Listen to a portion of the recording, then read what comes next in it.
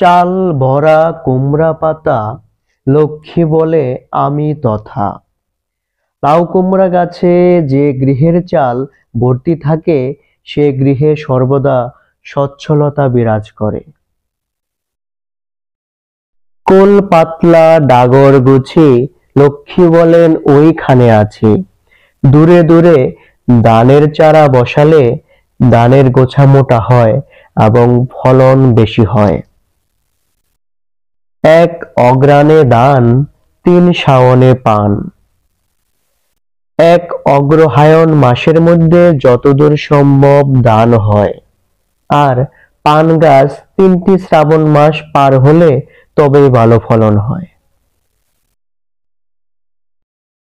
আউশ ধানে চাষ লাগে 3 মাস। আউশ ধান রোপণের পরে ফসল পেতে 3 মাস সময় লাগে। কার্তিকের উনো জলে দোনো ধান খনা বলে। কার্তিক মাসে যদি অল্প অল্প বৃষ্টি হয়, তাহলে সেই বছর ধানের ফলন দ্বিগুণ হয়।